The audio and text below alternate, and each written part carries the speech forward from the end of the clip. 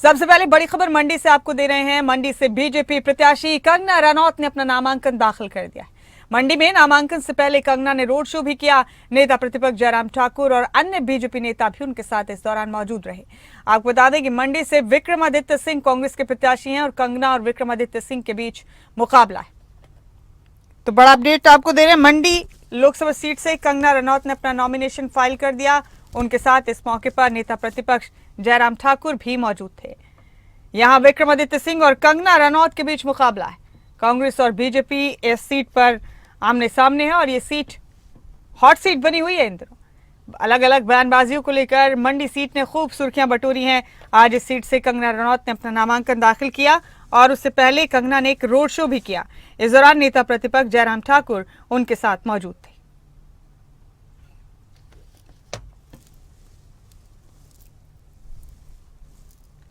तो तस्वीरें मंडी से आप देख रहे हैं।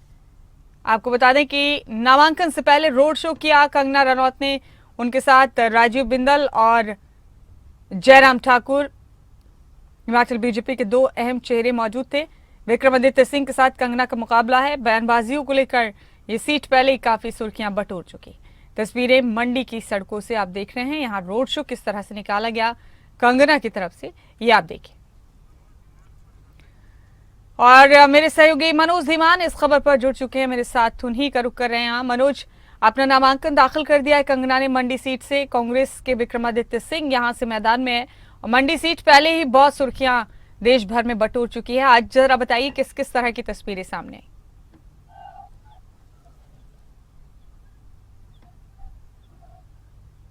और बिल्कुल मुमताज, देखिए आज नामांकन भरने का आखिरी दिन है और जितने भी कैंडिडेट्स बचे हुए थे सभी ने आज अपने नामांकन दोपहर तक दायर कर दिए गए हैं। कुछ जो है वो दोपहर बाद भी होंगे।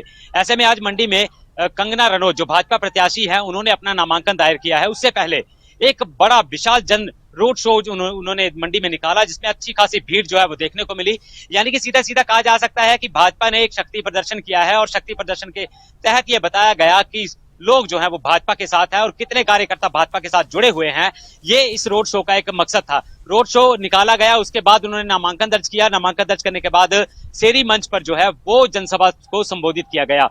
तो लगातार ये नामांकन भरने का सिलसिला जारी है और आज अंतिम दिन है। तो ऐसे में कंगना रनौत ने अपना नामांकन दायर कर दिया है। वहां पर पूर्व में रहे मुख्यमंत्री जयराम ठाकुर और नेता प्रतिपक्ष वहां पर मौजूद रहे। उनकी मौजूदगी में जो है वो कंगना रनौत ने अब अपना नामांकन दाखिल किया है और उसके बाद वो अपने चुनावी प्रचार में जुट जाएंगे।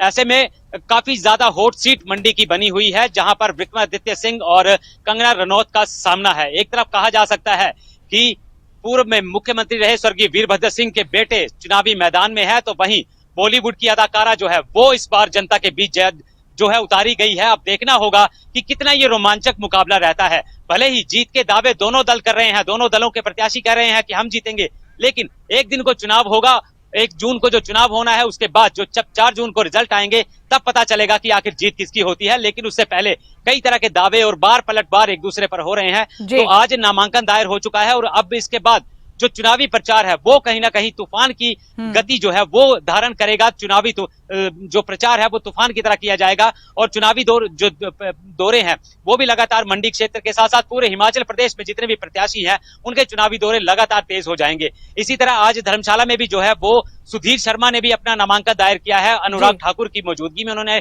अपना नामांकन दायर किया और दूसरी तरफ से कांग्रेस के प्रत्याशी देवेंद्र जग्गी ने अपना नामांकन दायर किया है, जिसमें मुख्यमंत्री सुखविंदर सिंह सुक्खू के साथ साथ अनंत शर्मा और रघुवीर सिंह बाली, आशीष बुटेल, ये तमाम वो नेता उसके साथ मौजूद रहे जहां उन्होंने नामांकन दायर किया। और नामांकन दायर करने के बाद एक बार फिर से मुख्यमंत्री सुधीर शर्मा पर जुबानी हमला करते हुए नजर आए हैं। उन्होंने सीधे तौर पर कह दिया कि जो सरगना है, जो 6 विधायकों को लेकर भागे हैं वो सुधीर शर्मा है। ठीक है मनोज, आप बने रहिए हमारे साथ। मनोज, आपका रुख करेंगे। इस बीच हम अपने दर्शकों को बता देते हैं कि हिमाचल प्रदेश की 4 सीटों में किसका मुकाबला किसके साथ है, कौन से अहम चेहरे उतारे गए इस बार। शिमला सीट सबसे पहले आपको बता रहे हैं, सुरेश कश्यप यहां से बीजेपी के उम्मीदवार हैं जिनका मुकाबला विनोद सुल्तानपुरी के साथ है। विनोद सुल्तानपुरी इस सीट पर कांग्रेस के उम्मीदवार है। हमीरपुर सीट पर केंद्रीय मंत्री अनुराग ठाकुर फिर एक बार उम्मीदवार हैं बीजेपी के और उनका मुकाबला कांग्रेस के उम्मीदवार सतपाल रायजादा के साथ है। ये सीट वाइज आपको बता रहे हैं हिमाचल प्रदेश में किसका मुकाबला किसके साथ है। मंडी सीट देश की हॉट सीट बनी हुई है। कंगना रनौत एक्ट्रेस हैं, बीजेपी ने उन्हें अपना उम्मीदवार बनाया है यहां से और उनका मुकाबला विक्रमादित्य सिंह के साथ है। विक्रमादित्य सिंह कांग्रेस के उम्मीदवार हैं। कांगड़ा सीट पर भी नजर डाल लेते हैं। यहां बीजेपी के उम्मीदवार राजीव भारद्वाज का मुकाबला कांग्रेस के उम्मीदवार आनंद शर्मा के साथ। तो देखिए चारों सीटों पर कौन किसके मुकाबले में है, यह हमने आपको ग्राफिक्स के जरिए बताया।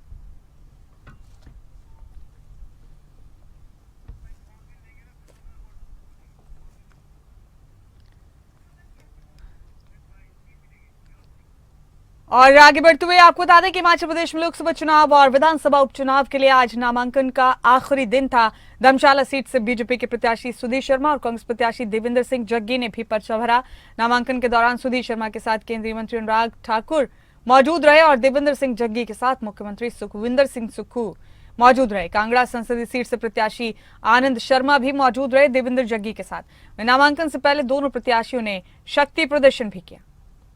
ये देखिए तस्वीरें आपके टीवी स्क्रीन पर किस तरह से नॉमिनेशन के दौरान तस्वीरें नजर आई। सुधीर शर्मा ने धर्मशाला सीट से बीजेपी के उम्मीदवार के तौर पर पर्चा भरा। उनके साथ इस मौके पर केंद्रीय मंत्री अनुराग ठाकुर मौजूद थे। देवेंद्र जग्गी ने धर्मशाला सीट से ही उपचुनाव के लिए कांग्रेस के प्रत्याशी के तौर पर पर्चा भरा।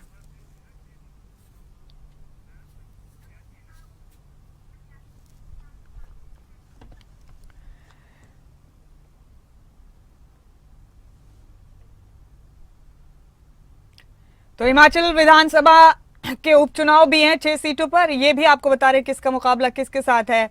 लाहौल स्पीति स्पीकर अनुराधा राणा कांग्रेस के उम्मीदवार हैं और रवि ठाकुर बीजेपी के उम्मीदवार हैं। रामलाल मारकंडा इस सीट पर निर्दलीय चुनाव लड़ रहे हैं। धर्मशाला विधानसभा सीट के उपचुनाव में देवेंद्र सिंह जग्गी कांग्रेस के उम्मीदवार हैं और सुधीर शर्मा को यहाँ बीजेपी ने मैदान में उतारा है। हिमाचल उपचुनाव के हवाले से डिटेल आपको दे रहे हैं।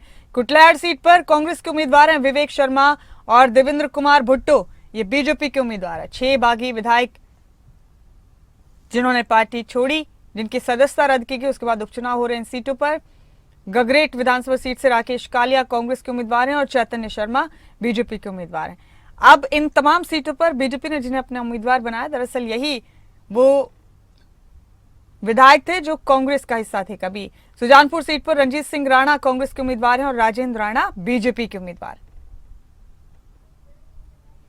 हिमाचल विधानसभा के 6 सीटों पर उपचुनाव हो रहे हैं, उस हवाले से आपको डिटेल्स दे रहे हैं। बड़सर सीट पर सुभाष चंद कांग्रेस के उम्मीदवार।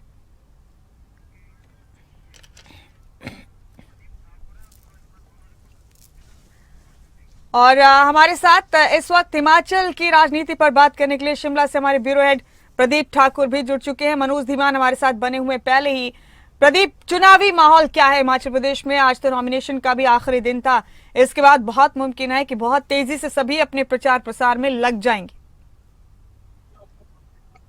बिल्कुल मुमताज, देखिए आज आखिरी दिन है और नामांकन की प्रक्रिया चल रही है और जो अभी तक नामांकन दाखिल नहीं कर पाए हैं कांग्रेस और बीजेपी के उम्मीदवार, उनमें से कुछ ने नामांकन दाखिल कर लिया है और कुछ जो है कुछ देर में करने वाले हैं।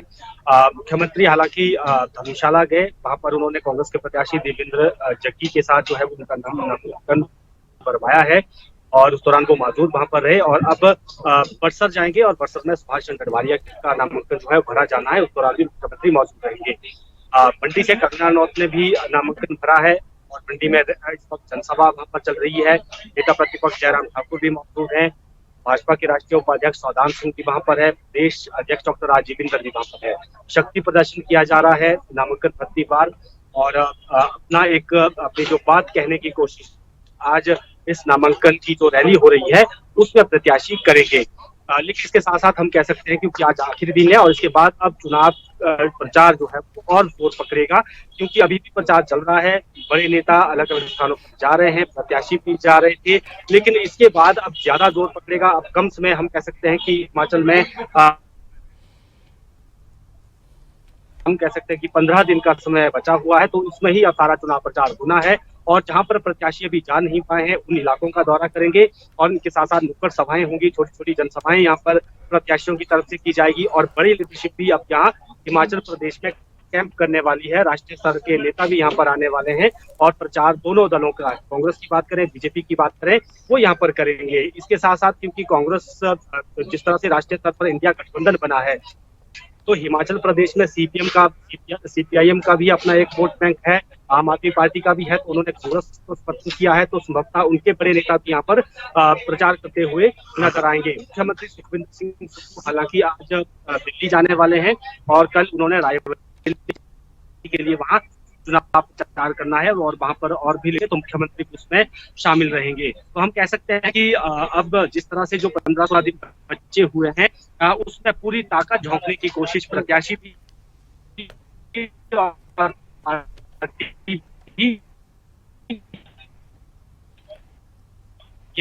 हमीरपुर में हमीरपुर की लोकसभा सीट भी महत्वपूर्ण बनी हुई है। सबकी नजरें इन 2 सीटों पर हैं। इनके अलावा शिमला और कांगड़ा, इन सीटों पर भी सबकी नजरें बनी हुई हैं और ये जो चुनाव हो रहे हैं उस पर भी पूरी ताकत जो है दोनों दलों की तरफ से झोंकी गई है। कांग्रेस को इस वक्त अपना बहुमत साबित करना है, बहुमत बचाने के लिए। हालांकि अभी बासठ के हाउस में कांग्रेस के पास बहुमत है, लेकिन जब सारे चुनाव हो जाएंगे तो उसमें कहीं न कहीं बहुमत की संख्या बढ़ेगी। तो ऐसी स्थिति में जो सीटें जुड़ी सीटें हैं वो 35 सीटें चाहिए। तो कोशिश कांग्रेस की है कि हम ज्यादा से ज्यादा सीटें इसमें जीते और बीजेपी की भी कोशिश है कि हम इन सीटों को फिर से जो जिस तरह से जो कांग्रेस के बागी होकर भाजपा में शामिल हुए हैं, तो भाजपा के कैंडिडेट हैं, वो सीटें हमारे खाते में आए। तो दोनों हम ज्यादा से ज्यादा सीटें इससे जीते। बीजेपी की भी कोशिश है कि हम जो जिस तरह से जो कांग्रेस हुए कैंडिडेट हैं वो सीटें हमारे खाते में आए। तो दोनों दल अपनी तरफ से प्रचार को धार देंगे और जल्दी ही बड़े नेताओं की जो जानकारी है कि वो यहाँ पर प्रचार करेंगे। प्रदीप, जाहिर सी बात है अब चुनाव में सबकी प्रतिष्ठा दांव पर लगी है। जिन 6 सीटों पर उपचुनाव हो रहे हैं वहां सभी जो बागी हुए थे कांग्रेस से उनको बीजेपी ने मैदान में उतार दिया है। ऐसे में जो पुराने नेता, जो पुराने वर्कर्स वहां पहले से काम कर रहे थे, उस वक्त नाराजगी जैसी चीजें भी सामने आई थी। तो इस हवाले से क्या बीजेपी में कोई बेचैनी नहीं है, अभी सब कुछ ठीक है? बिल्कुल, देखिए लाहौल स्पीति में बीजेपी से बागी होकर डॉक्टर रामलाल मारकंडा जो गृह मंत्री हैं, उन्होंने निर्दलीय चुनाव के लिए जो है वो पिछले कल दाखिल कर दिया है। तो हम कह सकते हैं कि वहां अब भी जो परेशानी है वो कहीं ना कहीं बढ़ गई है और वहां पर त्रिकोणीय मुकाबला हो गया है। क्षेत्रफल के लिहाज से लाहौल स्पीति एक बड़ा जिला है, लेकिन वोटर्स के हिसाब से वो बहुत कम जिला है।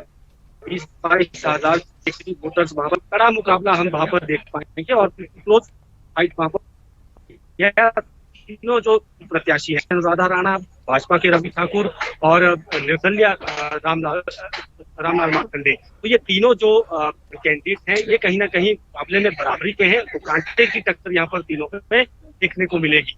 इसके साथ साथ सुजानपुर, जहाँ से राजेंद्र राणा बीजेपी के कैंडिडेट हैं, वहां पर भी भाजपा की कुछ परेशानी यहाँ पर दी है। रंजीत राणा जिन्होंने 2022 का विधानसभा चुनाव वहां से लड़ा, वो कांग्रेस पे आए और कांग्रेस के टिकट पर अब चुनाव लड़ रहे हैं। तो अब यहाँ पर भी मुकाबला हम कह सकते हैं कि जिस तरह से 2022 की स्थिति थी, फिर पार्टियां उनकी अलग है। तो यहाँ भी दोनों दलों के लिए चुनौती है और ये वो जिला है जहाँ से मुख्यमंत्री ताल्लुक रखते हैं।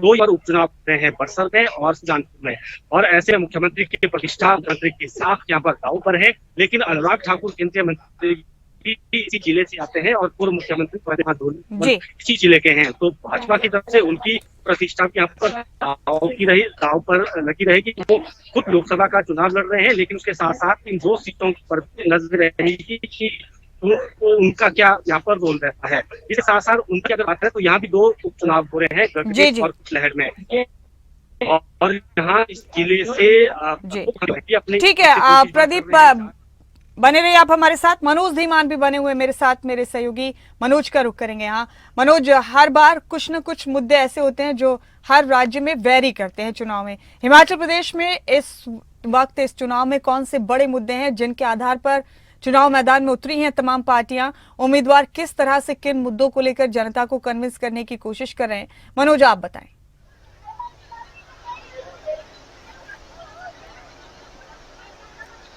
बिल्कुल मुमताज, देखिए जिस तरह से चुनावी लहर बनती हुई नजर आ रही है और चुनावी माहौल बना हुआ है, जो राजनीतिक सरगर्मियां हैं वो काफी ज्यादा तेज है। ऐसे में मुद्दों की बात की जाए तो अगर जिला कांगड़ा की हम बात करें तो जिला कांगड़ा में सबसे ज्वलंत मुद्दा इस वक्त सेंट्रल यूनिवर्सिटी का बना हुआ है, जिसको लेकर के लोगों में अच्छा खासा रोष देखा जा रहा है और कांग्रेस के खिलाफ भी वो धरना प्रदर्शन भी पहले कर चुके हैं, नारेबाजी भी बहुत हुई है। लेकिन उसके बावजूद सेंट्रल यूनिवर्सिटी का मुद्दा इस दिनों कांगड़ा चंबा में अच्छा खासा जो है वो उभर कर सामने आया है। बढ़ती हुई बेरोजगारी जो है वो लगातार इन चुनावों में मुद्दा बन रही है। साथ ही साथ जो महंगाई है, महंगाई इन चुनावों में एक अहम मुद्दा बन के जो है वो सामने आई है।